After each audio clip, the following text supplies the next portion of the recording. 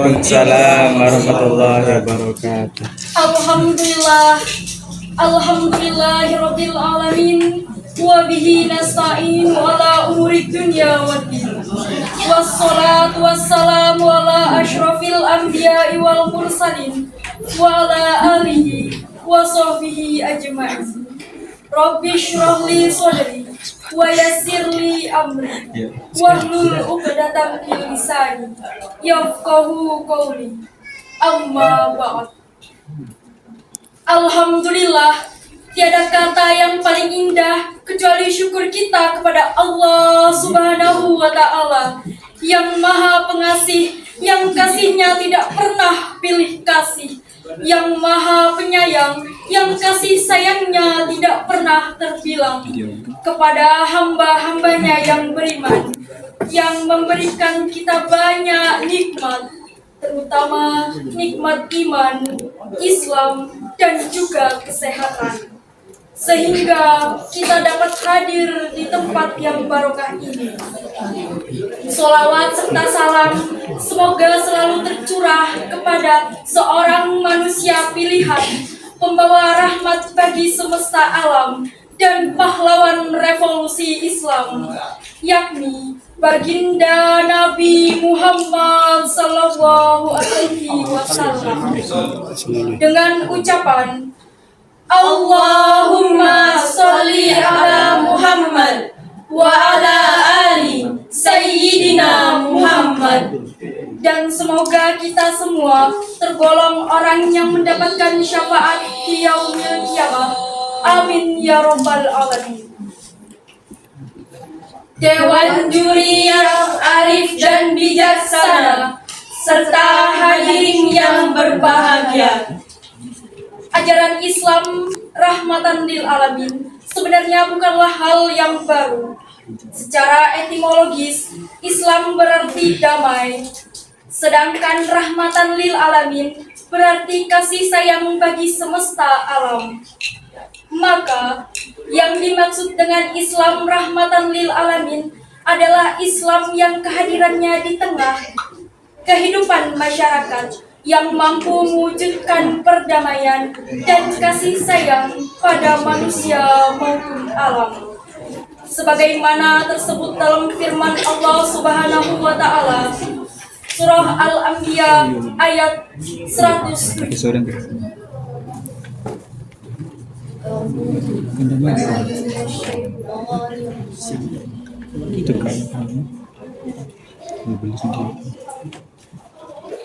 Bismillahirrahmanirrahim.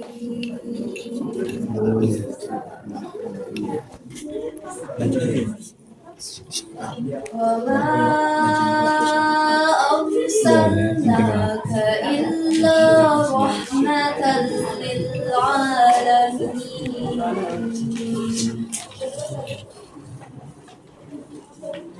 Aku berlindung pada Allah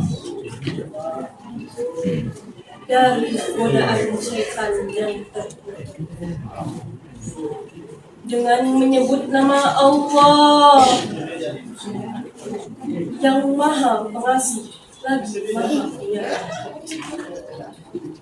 Kami tidak mengutus engkau Muhammad kecuali sebagai rahmat bagi seluruh alam.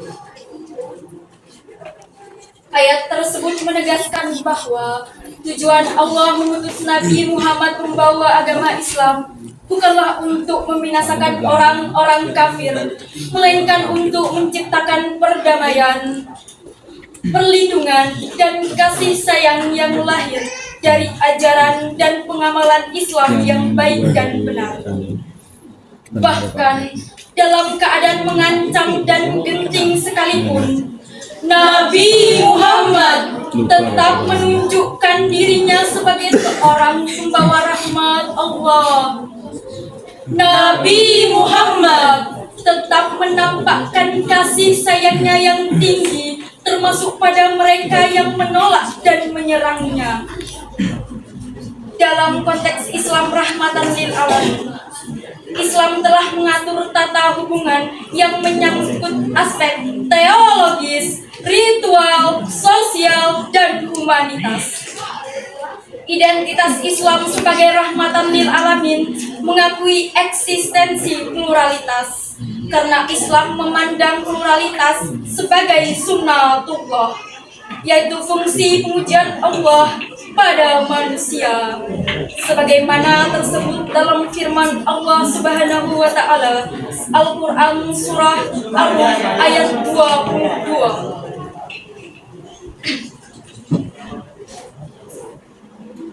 ومن آياته خلق السماوات والأرض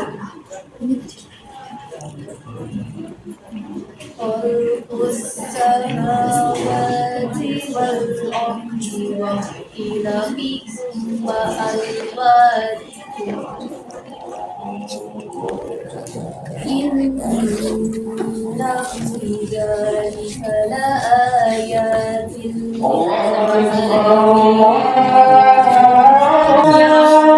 Penciptaan langit dan bumi, perbedaan bahasa dan warna kulitmu. Sesungguhnya dengan demikian ini benar-benar merupakan tanda-tanda kebesaran Allah. Dewan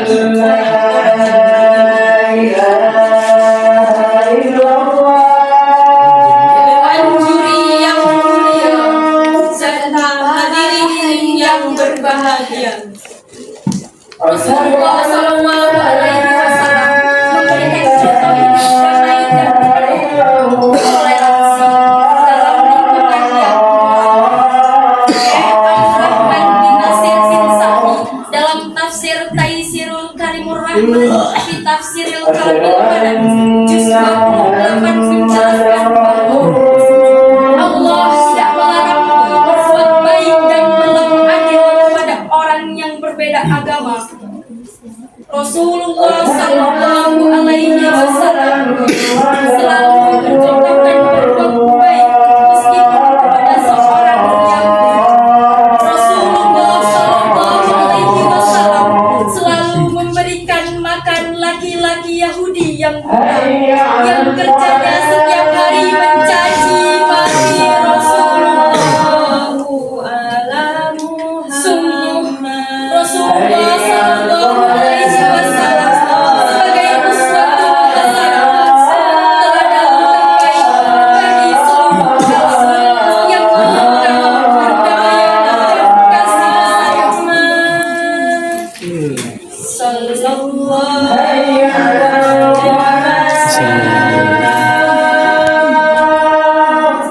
Untuk mewujudkan perdamaian, semua orang harus merasa bersaudara. Dalam konteks ini, menurut almarhum Kiai Haji Hasim Muzadi, ada 3 macam persaudaraan ukhuwah. Pertama, adanya persaudaraan yang tumbuh dan berkembang atas dasar keagamaan baik dalam semua nasional maupun internasional. kedua, ukhuwah wataniyah artinya persaudaraan yang tumbuh dan berkembang atas dasar kebangsaan. Ketiga, Ukhuwah Basyariyah artinya pertumbuhan yang berkembang atas dasar kemanusiaan. ketiga ukhuwah ini harus diimplementasikan sesuai porsinya masing-masing.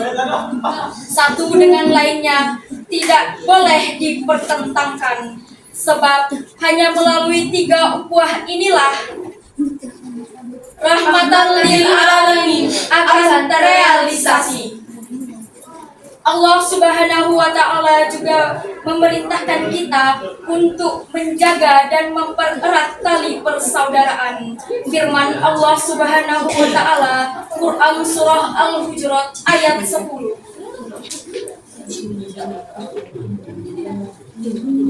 Innamal mu'minuna ikhwatun fa'aslihu baina akhawaykum فأصلحوا بين إذا أخذيتم واتقوا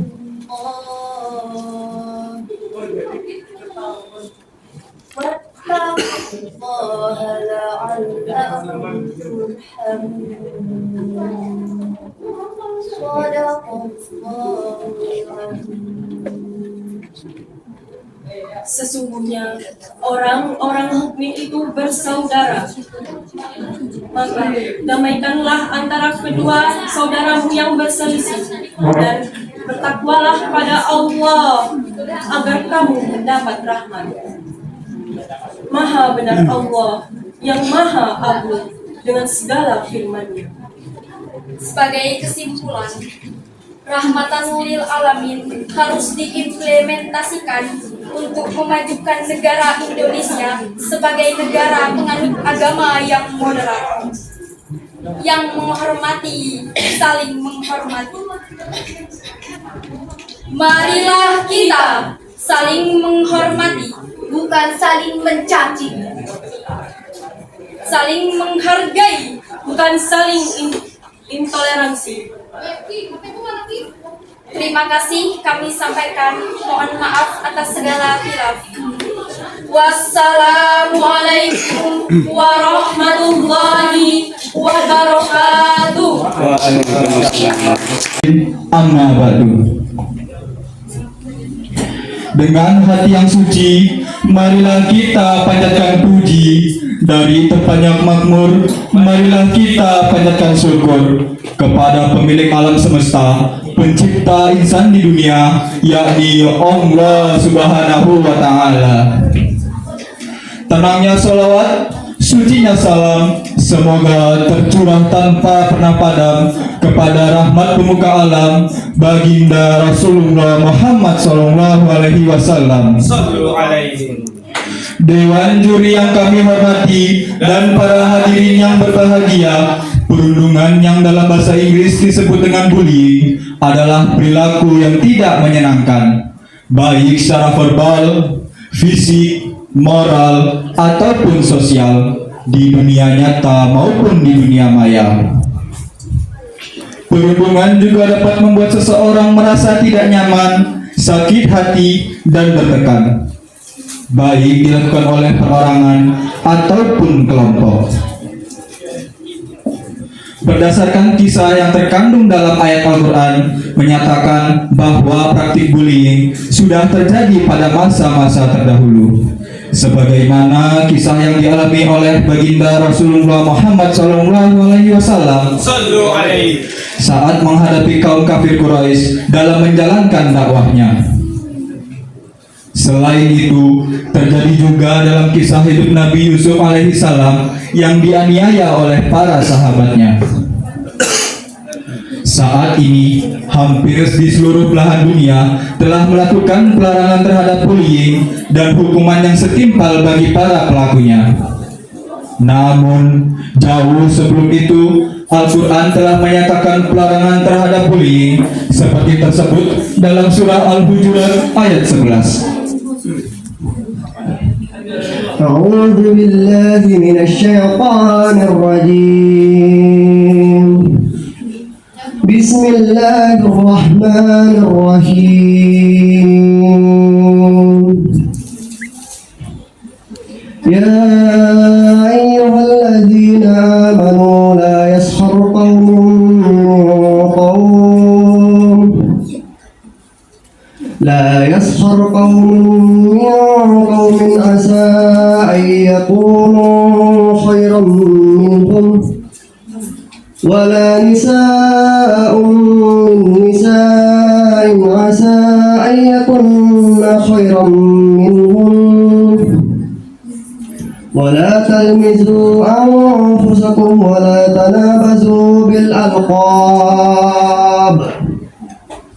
بئس الاسم الفسوق بعد الإيمان ومن لم يتب فأولئك هم الظالمون.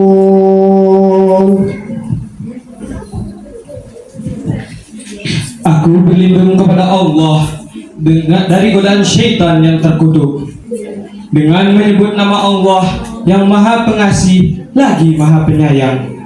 Wahai orang-orang yang beriman, janganlah suatu kaum mengolok-olok kaum yang lain, karena boleh jadi mereka yang diolok-olok itu lebih baik daripada mereka yang mengolok-olok.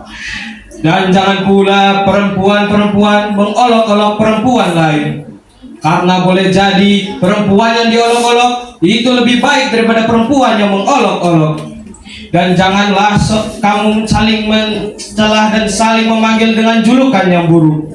Seburuk-buruk panggilan adalah panggilan fasik dari setelah beriman. Dan barang siapa tidak bertobat, maka itulah orang-orang yang zalim. Quran Surah Al-Hujurat ayat 11. Ayat tersebut menjelaskan larangan mengejek, mengolok-olok, menghina, dan merendahkan, terutama di kalangan orang yang beriman. Diriwayatkan bahwa ayat ini turun berkenaan dengan perilaku kabilah Bani Tamim yang berkunjung kepada Rasulullah. Kemudian mereka memperolok-olok para sahabat yang fakir dan miskin, seperti Ammar, Habbah, Bilal, Salman Al-Farisi, dan lainnya, karena pakaian mereka yang sangat sederhana. Dewan juri dan hadirin yang dimuliakan Allah, ada beberapa faktor terjadinya bullying, di antaranya faktor keluarga, sekolah, kelompok sebaya, lingkungan sosial, tayangan televisi, dan media cetak. Salah satu dampak bullying secara nyata yaitu terganggunya psikologi korban sehingga menyebabkan tekanan mental yang pada akhirnya menyebabkan masalah baru, kekacauan, dan hilangnya perdamaian. Dalam Al-Quran ada 3 istilah yang masuk kategori bullying. Pertama adalah istiza, yaitu mengolok-olok, disebutkan dalam surah Al-Baqarah ayat 14. وَإِذَا لَقُوا الَّذِينَ آمَنُوا قَالُوا آمَنَّا وَإِذَا خَلَوْا إِلَى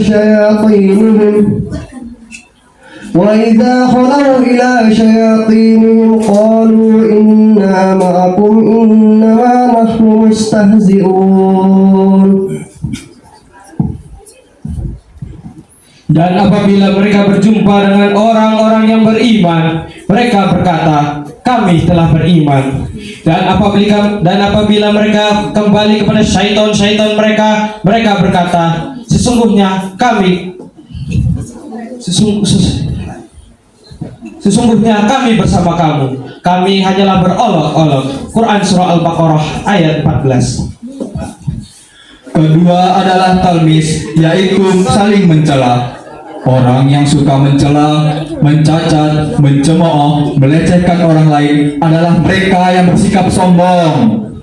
Ketiga adalah syahor, yaitu merendahkan dan mengejek. Disebutkan dalam Al-Quran saat umat Nabi Nuh yang mengejek Nabi Nuh ketika hendak membuat bahtera.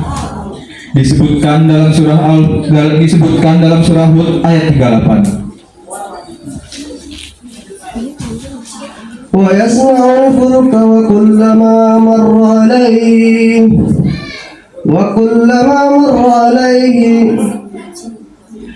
عَلَيْهِ مَلَأٌ مِّن قَوْمِهِ سَخِرُوا مِنْهُ قَالَ إِن تَسْخَرُوا مِنَّا فَإِنَّا نَسْخَرُ مِنكُمْ كَمَا تَسْخَرُونَ. Mulailah Nuh membuat bahtera, dan setiap kali pemimpin kaumnya berjalan melewati Nuh, mereka mengejeknya. Berkatalah Nuh, jika kamu mengejek kami, maka sesungguhnya kami pun mengejekmu sebagaimana kamu mengejek kami. Quran Surah Hud ayat 38. Contoh perilaku yang mencerminkan ketiga jenis tindakan bullying sebagaimana disebutkan tadi, yaitu mengejek, mengolok-olok, memanggil dengan julukan yang tidak baik, bahkan hingga menyakiti fisik. Perilaku tersebut sangat tidak diperbolehkan, apalagi bagi kita sebagai seorang muslim.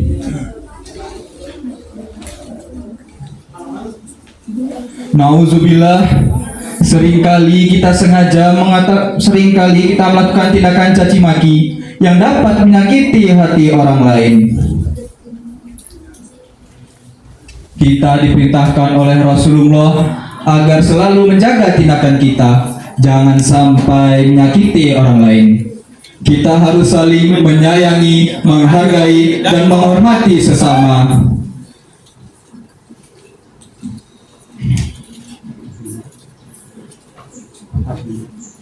Apabila seluruh umat manusia menjalankan perintah Allah dan Rasulullah seperti tersebut dalam Al-Quran dan hadis, maka tidak ada lagi perilaku bullying yang dapat menyakiti fisik dan mental orang lain. Mari kita teladani Rasulullah yang telah menyebarluaskan kasih sayang di alam semesta. Jika ingin mendapat syafaat Rasulullah di yaumil qiyamah, maka katakan dan lakukan stop bullying dimanapun kita berada. Demikian yang dapat kami sampaikan.